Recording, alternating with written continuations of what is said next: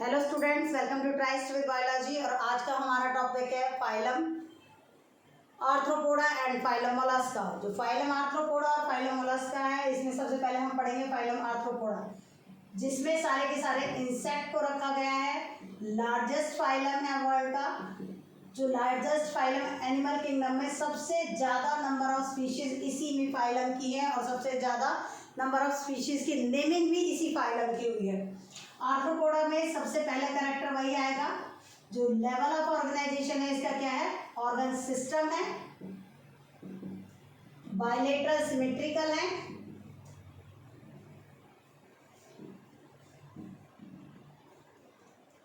स्लोमेट है, and they are triploblastic.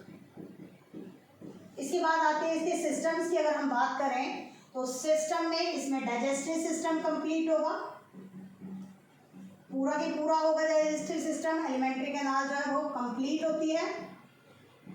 Respiration का इसका अलग से है कि रेस्पिरेशन यहाँ जब हम ये कह रहे हैं कि इंसेक्ट फाइलम सबसे बड़ा है तो सबसे ज़्यादा number of varieties of species है, वेराइटीज ऑफ ऑर्गेनिजम्स यहाँ हैं, तो इसमें रेस्पिरेशन किसी में गिल्स से होगी, किसी में बुक गिल्स से होगी, किसी के अंदर रेस्पिरेशन लंग्स से होगी, और किसी के अंदर बुक लंग्स से होगी। मतलब हर किसी में एक ही होगा किसी में, लेकिन ये वैरायटी इसमें मिल जाती है। किसमें? आर्थ्रोपोडा में। आर्थ्रोपोडा जो है वो इंसेक्ट जो है टेरेस्टेरियल भी है और एक्वेटिक भी हो सकते हैं। अब आती है बात कि सर्कुलेटरी सिस्टम कैसा है। सर्कुलेटरी सिस्टम की अगर हम बात करें तो एनालिडा में हम पढ़ चुके हैं क्लोज सर्कुलेटरी सिस्टम है, लेकिन यहाँ सर्कुलेटरी सिस्टम ओपन होगा। ओपन सर्कुलेटरी सिस्टम है, यहाँ पर सेंसरी ऑर्गन्स भी डेवलप हो जाते हैं। प्रॉपर सेंसरी ऑर्गन्स होते हैं। प्रॉपर सेंसरी ऑर्गन्स में इसकी आई, एंटीने क्या है, तो कॉकरोच में वो होती है ना, मूंछ से वो खड़े होते हैं दो डंडे से, उन्हें बोलते हैं एंटीने। यहाँ स्टेटोसाइट सेल्स होते हैं जो बैलेंस सेल भी बोलते हैं इनको, ये बैलेंसिंग करते हैं बॉडी की। अब आ जाते हैं हम इसके एक्सक्रीटरी सिस्टम में, और एक्सक्रीशन लिखते हैं तो वहाँ क्या करते हैं, ऑस्मोरेगुलेशन जरूर लिखना है। तो excretion and osmoregulation by malpighian tubules, ये स्पेशल है इसके अंदर एक्सक्रीशन का बिल्कुल अलग से जो करेक्टर है। वाई अब आता है कि आर्थ्रोपोडा को आर्थ्रोपोडा क्यों कहा गया, क्योंकि इसमें ज्वाइंटेड लेग्स होती है। ज्वाइंटेड लेग्स को हम, आर्थ्रो मतलब ज्वाइंटेड और पोडा मीन्स पैर, तो ये ज्वाइंटेड अपेंडेजेस बोलते हैं हम इनको। ज्वाइंटेड अपेंडेजेस है, इनके पैर देखते होंगे आप कॉकरोच के, जब हम बनाते हैं ऐसे ऐसे ऐसे पैर होते हैं इनके।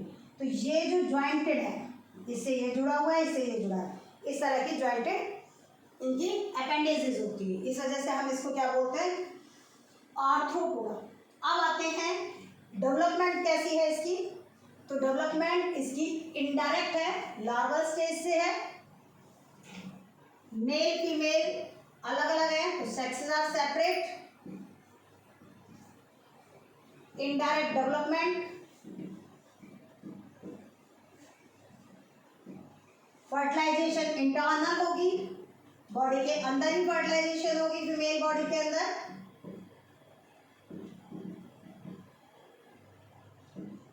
तो ये इसके सेक्सुअल कैरेक्टर्स आ जाते हैं, और रिप्रोडक्शन इसमें सेक्सुअल रिप्रोडक्शन ही होती है। अब बात करते हैं हम कि जो आर्थ्रोपोडा है, इसके एग्जाम्पल्स की अगर हम बात करें तो इकोनॉमिकल वैल्यू वाले भी एग्जाम्पल्स इसके हैं। इकोनॉमिक इम्पोर्टेंस वाले एग्जाम्पल्स जो हैं उसमें आता है एपिस। एपिस हमें सबको पता है, हनी बी से बोलते हैं, जिससे हमें क्या मिल गया, हनी मिल गया। लेसिफा जो लाख इंसेक्ट है और इससे लाख मिलता है। बॉम्बेक्स जो कि सिल्कवॉर्म है, सिल्कवॉर्म से हमें सिल्क मिलता है। अब यहाँ कुछ वेक्टर्स भी हैं। वेक्टर का मतलब जो डिजीज कॉज करते हैं, इस डिजीज कॉजिंग वेक्टर में मॉस्किटो है। छोटी क्लास से पढ़ते आते हैं female Anopheles mosquito. Anopheles mosquito किसका वेक्टर है?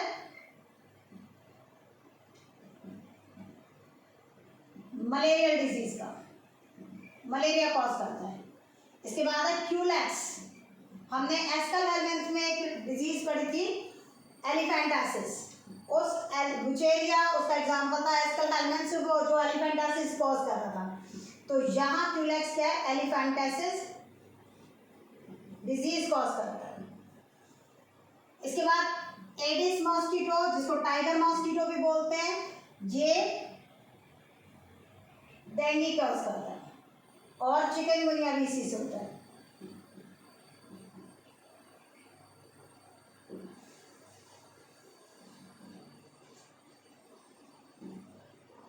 चिकनगुनिया भी इसी से होगा। ये है ये किंगडम एनिमलिया का फाइलम आर्थ्रोपोडा है।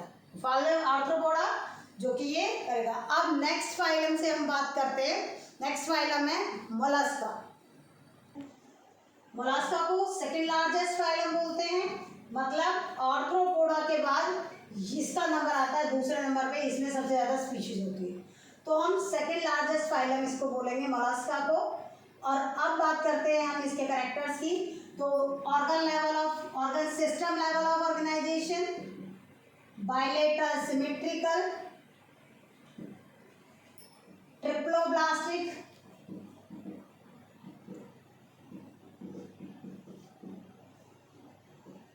और स्लोमेट, ये इसका पहला कैरेक्टर होगा। अब इसमें भी हम क्या करेंगे, इसकी बॉडी जो डिवाइड होती है, इसकी बॉडी डिवाइड करती है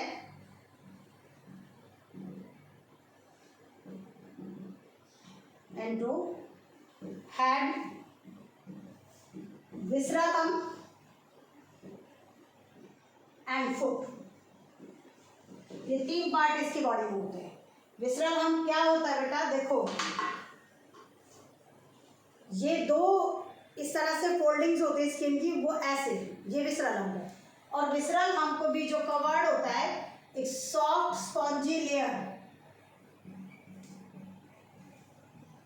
स्किन की लेयर होती है, स्किन कवर्ड द विसरलम। विसरलम के ऊपर है वो, देखो पीलिया इसका वो है एग्जाम्पल, ये कुछ इस तरह से इसका स्ट्रक्चर होता है। और ऑक्टोपस भी इसका एग्जाम्पल है। तो यहाँ जो ये स्ट्रक्चर है ना, इसके नीचे विसरल होता है, ऐसे जैसे दो स्किन अलग अलग कर दी। तो उस विसरल अंग के ऊपर सॉफ्ट स्पॉन्जी स्किन होती है, जिसको कहते हैं हम मेंटल। जो ये मेंटल है, यहाँ मेंटल दिमाग वाला पागल नहीं है। मेंटल का मतलब यहाँ इसके ऊपर जो स्पॉन्जी लेयर है उसको कह रहे हैं। अब यहाँ स्पॉन्जी मेंटल और विसरल अंग जो है उसके बीच के स्पेस को, इनके बीच में जो स्पेस होगा उस स्पेस को कहते हैं हम मेंटल कैविटी। क्या बोलेंगे? मेंटल कैविटी हम उसको बोलते हैं। रेस्पिरेशन बाय गिल्स, तो रेस्पिरेशन जो है वो गिल्स के थ्रू होगी। सर्कुलेटरी सिस्टम जो है यहाँ पर एब्सेंट होता है, सॉरी क्लोज ओपन होता है। सॉरी, सर्कुलेटरी सिस्टम ओपन, सिर्फ एनिलिडाई के बीच में ऐसा आया था जहाँ क्लोज है, बाकी सब में जो सर्कुलेटरी सिस्टम है आर्थ्रोपोडा में भी ओपन है और मोलस्का में भी ये ओपन ही रहेगा। अब बात करते हैं कि ये जो सर्कुलेटरी सिस्टम के बाद हम सबने क्या पढ़ रहे हैं? Excretory system. तो यहाँ जो एक्सक्रीटरी सिस्टम है वो एक्सक्रीशन जो होती है वो होती है मेटानेफ्रीडिया से। देखो ये नेफ्रीडिया वर्ड 3 जगह आ चुका, खाली नेफ्रीडिया एनेलिडा में, प्रोटोनेफ्रीडिया एस्कल हेलमेंथ्स में, मेटानेफ्रीडिया मोलस्का में। तो एक्सक्रीशन एंड ऑस्मो रेगुलेशन जो बोलना हमें पड़ेगा। तो एक्सक्रीटरी सिस्टम किसके थ्रू वर्क कर रहा है? मेटानेफ्रीडिया के थ्रू। यहाँ जो फर्टिलाइजेशन है वो इंटरनल होती है। ये जो है डेवलपमेंट इसमें इनडायरेक्ट होगी।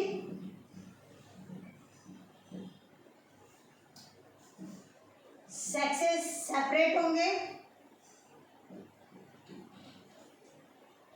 बेटा आर्थ्रोपोडा हो या मोलस्का हो, दोनों ही ओविपेरस हैं।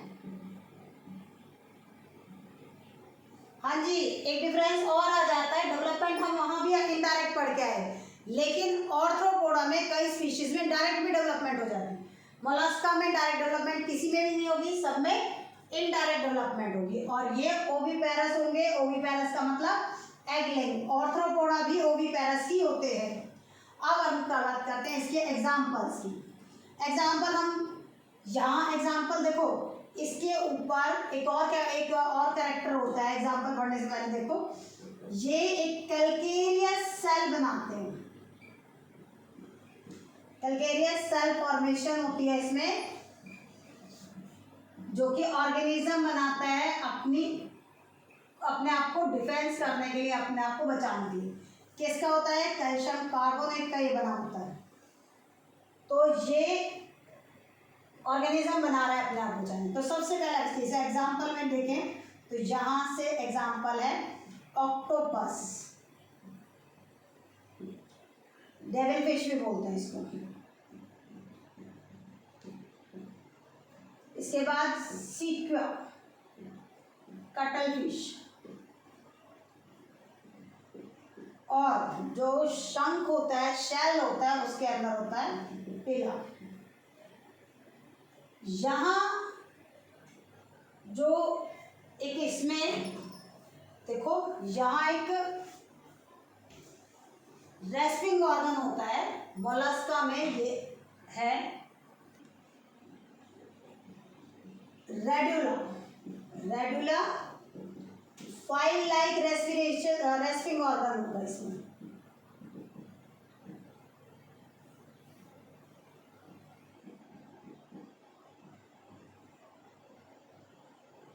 ये इसी से फूड कैप्चर करेगा,